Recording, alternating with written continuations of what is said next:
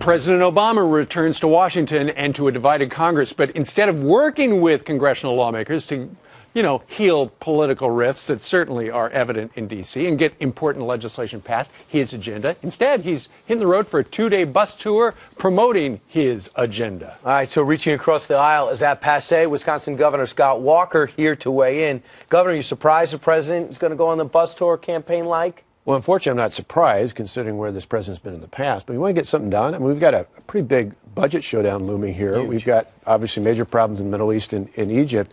These are the times when you need to sit down. If you're a chief executive, you should sit down with your legislative body.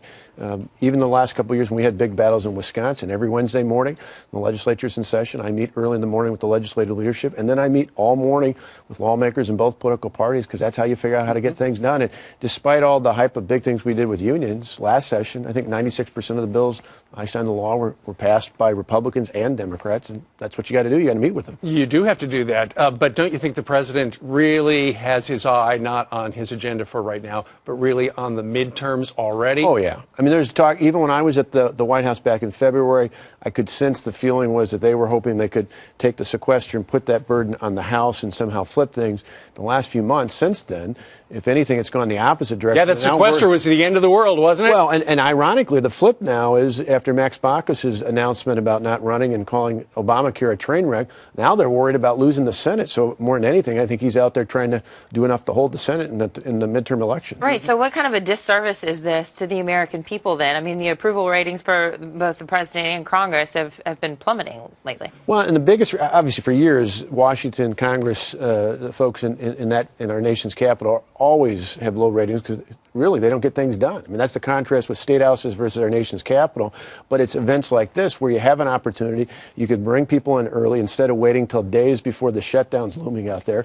And unfortunately, that's what people cynically expect out of Washington. It's about time somebody says, no, we need to have a different approach. And the president, whether I voted for him or not, and obviously I didn't, the president's still the leader of this country, and he's the one that needs to step up and provide that leadership. So the RNC has a series of meetings up in Boston, and they went at it, and they made it public that they disagree on certain things, especially Governor Christie and Rand Paul continue to snipe at each other. Rand Paul indicating they're a big party, they can have a libertarian bent, and Chris Christie says, no, we are not a debating society. We are a political operation that needs to win. What philosophy best suits you, Governor Walker, and what's best for the party? Well, I think great policy is good politics. I put policy first. I think people are hungry for leadership. I think they want people to step up. I think that's why, even though the president got reelected by a significant margin, particularly in key swing states, almost every one of those swing states we talked about last year is now today governed by a Republican governor. And so they're You could say Republican governors and stabilize the economy to allow the president to win. Oh, there's no doubt about it. You look in Wisconsin and Illinois, in Michigan and Ohio and Florida. I mean, think about all Florida. Rick Scott came in and the unemployment rate's almost, 4.5, 5 points lower than when he first took office. The economic turnaround in those key swing states happened more because of Republican leadership in the states than what's happening in Washington. It sounds like you see the possibility for growth, as does Senator Rand Paul. Here he is on Fox News Sunday talking about how you bring some of the libertarians in. That's good for the Republicans. Watch. It's big enough for both of us. It's big enough for a lot of different Republicans. And in fact, we don't need to. This all started with him saying, oh, we don't have room for libertarian Republicans. The thing is that's how we grow our party. You're not going to run. A good point. Right. You're not going to announce if you're running or not yet. You think it's way too early. You think it's too early for them and Hillary Clinton? Oh, I think it's anybody else to be saying well, this? At least on the Republican side, I think it's too early. I think it's a disservice both to the party and to the country because we've got 36 races for governor next year. 22 of them, including me, are Republican governors.